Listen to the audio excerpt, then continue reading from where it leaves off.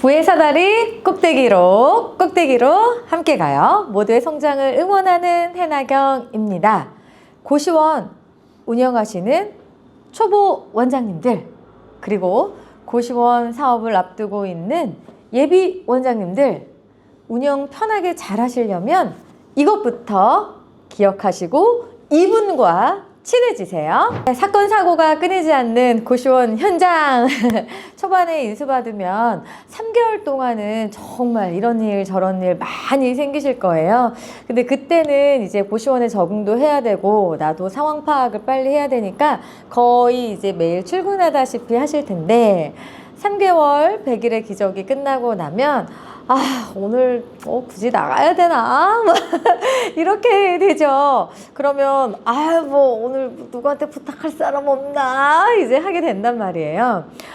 보통은 이제 청소까지 위임을 하시면, 정기적으로 와주신 분들 계시면 그때그때 이제 뭔가를 부탁하면 제가 굳이 안 가도 그분들이 좀 해결해 주실 수가 있기는 해요. 그렇게 하나하나 이제 무인화를 만들어 가는 건데, 그분들이 매일 계시는 게 아니고, 그렇다고 입실자들이 24시간 고시원 안에서 계시는 것도 아니고, 다 출퇴근도 하실 거고 볼일도 보러 가실 거고. 근데 문제가 생겼을 때 이걸 어떻게 해결해야 되나. 저희 고시원을 생각해 보면 건조실에 그 환풍기를 설치해야 되는 거예요. 쿠팡 같은 데서 보면 한 2만 원, 3만 원이면 환풍기는 구입할 수 있는데, 이제 사람을 불러서 인건비 들여서 그거를 이제 설치하는 데까지 그 돈이 많이 드는 거죠. 아니면 또 어떤 경우가 있을까요? 전등이 나갔네? 전등은 바로바로 밤에는 입실자분이 불편해 하시니까 이 전등을 또 갈기도 해야 돼요. 주방 싱크대 실리콘이랄지, 아니면 욕실에 세면대 실리콘이랄지. 그리고 뭔가 누수가 터진 것 같고 천정을 점검구를 좀 뚫어야 돼. 또 사람을 써야 되는 경우가 있죠. 이렇게 잘잘한 일들이 좀 터지게 되는데, 그때마다 사람을 부르게 되면 너무 돈이 많이 들어요.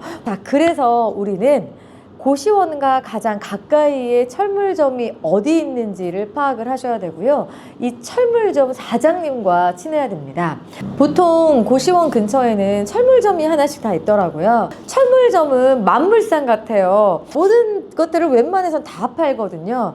그럼 철물점에 가서 그 부품을 사다가 내가 고치면 좋은데 솜씨가 없어서 못 고치잖아요. 그럼 그때 철물점 사장님의 도움을 좀 받아야 돼요. 근데 대뜸 저 이거 레버 샀으니까 가서 좀 갈아주세요. 레버 2,000원이면 파는데 내가 굳이 거기 가서 그걸 왜 해줘야 되는데, 그럼 나한테 일당을 줄 거야? 얼마를 줄 건데? 뭔가 민망한 상황이잖아요. 그래서 인간적으로 먼저 친해지고 가까워지는 그 시간이 필요한 것 같습니다. 해나경의 무인화 시스템은 전 입실자들의 총무화, 그리고 근거리에 주말에도 밤에도 당장 달려와 줄 수 있는 설비업자분과 가족처럼 지내는 그 노하우잖아요. 철물점 사장님 똑같이 생각하시면 돼요.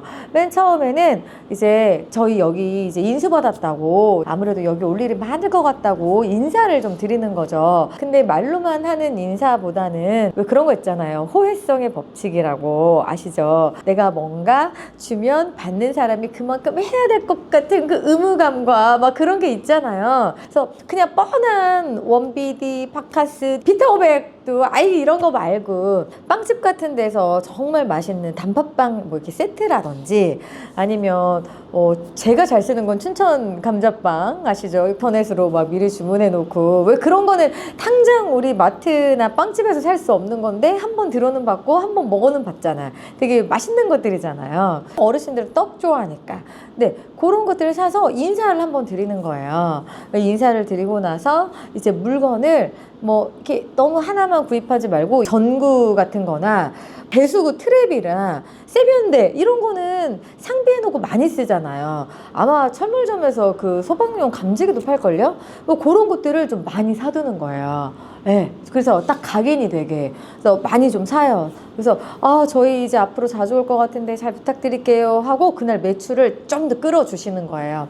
그렇게 하고 나서 헤어진 다음에 또 바로 부탁하기는 그러니까 한 번 더 가는 거지. 그래서 사장님, 그때 사장님 여기서 산 거 너무 잘 쓰고 있어요.